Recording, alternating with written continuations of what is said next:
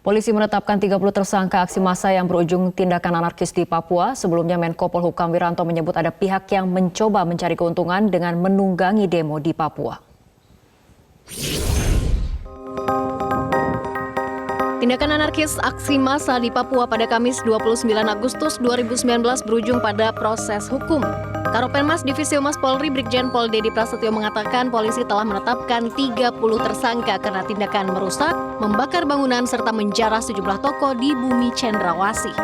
Dengan melakukan proses penyelidikan secara mendalam dan komprehensif, kemudian melalui proses gelar perkara, meningkatkan dari status penyelidikan menjadi penyidikan, dan juga melalui mekanisme pemeriksaan beberapa saksi, kemudian pengujian berbagai macam alat bukti yang diketemukan oleh penyidik, jadi menetapkan 30 tersangka terkait menyangkut masalah kejadian tanggal 29 kemarin. Terkait aksi massa Kamis lalu, Menko Polhukam Wiranto menyebut pemerintah mengetahui ada pihak yang menunggangi aksi massa di Papua. Mereka mencoba mencari keuntungan agar kondisi Indonesia tidak stabil. Memang kerusuhan ini ada yang nunggangi, ya, ada yang ngomporin, ada yang memprovokasi, ada yang sengaja untuk mendorong terjadi kekacauan. Dari laporan tadi, laporan BIN, laporan Kapolri, kita tahu siapa ya, yang mencoba untuk mendapatkan keuntungan dari kerusuhan ini. Dan kita peringatkan siapapun dia, ya, saya akan sampaikan secara detail, tapi kita tahu, maka siapapun dia, hentikan itu. Hingga Sabtu 31 Agustus 2019, situasi di Papua berangsur normal dan kondusif. Menurut Gubernur Papua Lukas NMB, para demonstran yang semula menginap di kantor gubernur sudah dipulangkan ke daerah masing-masing. Kondisinya sudah orang yang demonstrasi kemarin tidur di kantor gubernur, tadi sore semua sudah dipulangkan. Kan ini mereka tinggal di Sentani, Taja, bukan Sentani, Leret aja ya, jadi baru dipulangkan tadi sore, sudah aman, tidak ada ini. Tapi kejadian kemarin kan pembakaran itu kita sedih apa yang terjadi. Presiden Joko Widodo sendiri memerintahkan aparat menindak tegas pelaku perusakan dan provokasi yang sempat membuat situasi di Bumi Cendrawasih tidak kondusif. Tim Liputan Metro TV. Ketua DPR RI Bambang Susatyo menduga ada pihak asing yang bermain di aksi massa Papua. Pihak asing itu diduga berupaya memisahkan Papua dari Negara Kesatuan Republik Indonesia. Makin lama situasi yang terjadi di Papua makin memprihatinkan dan membuat kita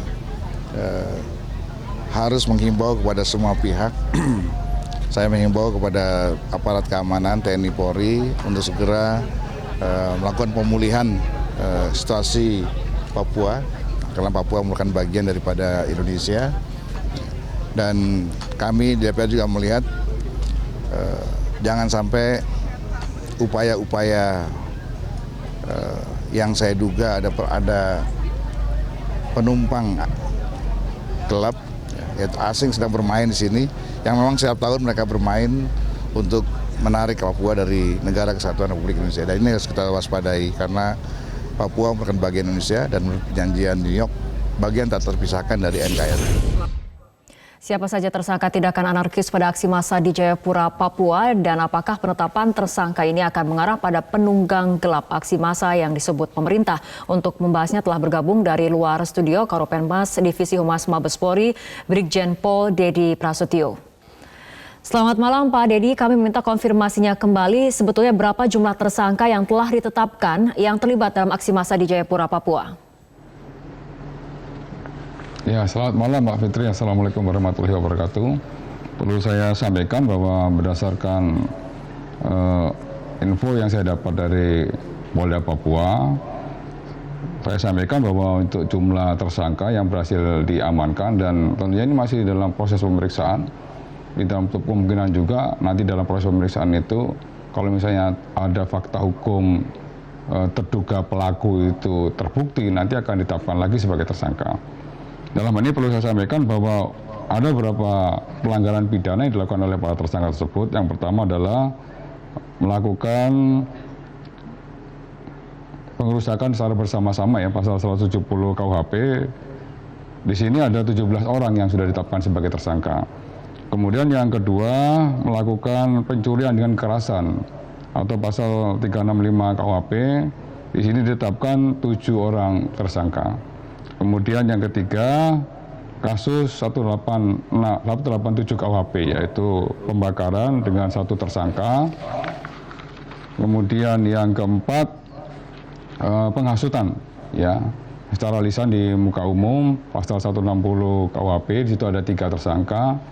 Dan yang kelima, pelanggaran yang dilakukan para perusuh itu adalah melanggar pasal 1 Undang-Undang Darurat 12 tahun 1951. Di sini ada 2 tersangka. Kemudian untuk barang bukti yang berhasil diamankan dalam proses penyidikan terhadap para perusuh tersebut, yang pertama adalah berbagai macam jenis senjata tajam. Ya, mulai pisau, mulai parang dan lain sebagainya. Kemudian ada batu, ada panah, ada tombak, ada ketepel. Kemudian ada hasil jarahan berupa laptop. Kemudian ada sepeda motor, mobil. Kemudian ada hasil jarahan berupa sembako dan beberapa alat musik gitu. Oke, Pak Dedi, artinya dari ke-30 tersangka yang ditetapkan tidak ada ataupun belum mengarah pada aktor intelektual di balik aksi massa di Jayapura, Papua? Ya, jadi ini masih berproses. Jadi dalam hal ini penyidik melakukan proses pemeriksaan terhadap 30 tersangka dulu, kemudian mengembangkan kepada beberapa saksi, dan juga nanti akan melakukan uji laboratorium forensik digital dari hasil video maupun foto. Dalam rangka nanti kita memiliki teknologi di Inavis itu ada face recognition, dalam rangka untuk mengidentifikasi siapa pelaku-pelaku yang terlibat di dalam kegiatan kerusuhan tanggal 29 Agustus kemarin. Di situ nanti akan didalami, Mbak. Akan didalami siapa sebagai aktor intelektual, kemudian siapa sebagai pemain atau koordinator lapangan, siapa sebagai pemain lapangan. Semuanya nanti akan terulai dari proses penyidikan yang secara komprehensif yang dilakukan oleh Polda Papua begitu. Karena Menko Polhukam mengatakan ada pihak yang menunggangi aksi massa. Dari hasil penyidikan sementara, apakah ditemukan data dari pemerintah ini ataupun informasinya ini sudah sampai pada penegak hukum? Ya, tentunya sekali lagi bahwa Polri nanti akan berbicara pada fakta-fakta hukum. Baik proses penyidikan yang saat ini sedang dilakukan, dan dari Direktorat Cyber Barreskrim pun melakukan profil dan melakukan mapping ya dari arus komunikasi yang ada di media sosial. Itu nanti akan dicek apakah memiliki keterkaitan ya dengan konten-konten, kemudian akun-akun yang kita curigai di media sosial dengan perintah-perintah yang langsung ditujukan kepada para operator di lapangan. Ya, jadi proses pembuktian itu nanti akan sangat terkait. Ya, tentunya sekali lagi berdasarkan fakta hukum dan proses pembuktian secara ilmiah yang nanti akan dibuktikan oleh para penyidik begitu. Baik, Pak Dedi, tapi kembali ditegaskan, apakah polisi saat ini sudah mengantongi nama penunggang ataupun provokator di balik aksi massa ini? Masih dalami, Mbak. Masih kita dalami, baik yang ada di profil yang sudah kita profil di media sosial maupun yang ada di lapangan. Hasil masih pendalaman itu, apakah sudah ada indikasi bahwa penunggang ini seperti yang disebutkan oleh Menko Polhukam ada dari dalam negeri atau dari pihak asing? Ya, kita belum bisa memastikan sekarang, Mbak. Sekali lagi nanti apabila proses pemeriksaan sudah selesai, kemudian dari hasil laboratorium forensik juga sudah selesai, baru nanti kita bisa akan umumkan atau kita bisa sampaikan ke publik lagi.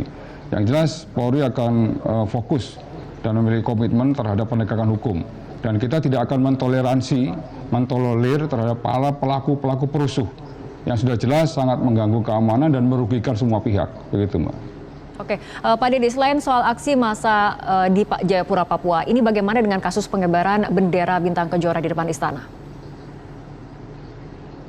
Ya, baik. Jadi untuk kasus pengibaran bendera, untuk jajaran Dirkrim Polda Metro Jaya sudah menetapkan 2 tersangka, yaitu atas nama AT. AT ini perannya dia sebagai koordinator aksi, kemudian membuat undangan, menggerakkan massa, kemudian menyiapkan bendera, kemudian juga melakukan orasi. Kemudian yang kedua, tersangka yang kedua adalah atas nama JK, yaitu perannya juga dia sebagai koordinator lapangan di wilayah Jakarta Timur, kemudian melakukan orasi dan juga menyiapkan berbagai macam alat yang digunakan pada saat aksi tanggal 29 Agustus kemarin. Dan ini tidak berhenti di sini, ya penyidik Polda Metro terus mengembangkan. Hari ini nanti setelah melalui proses pemeriksaan akan diumumkan kembali ya tersangka baru yang terlibat di dalam peristiwa tersebut. Artinya masih ada pengembangan dari kasus ini, tapi kembali pada kasus aksi massa di Papua ataupun di Jayapura, Papua, dari informasi yang dihimpun oleh polisi untuk data mengenai kerusakan fasilitas umum ataupun kerugian yang dialami akibat aksi massa kemarin, apa saja informasinya, Pak? Ya, untuk yang di Papua khususnya di Jayapura, Mbak ya.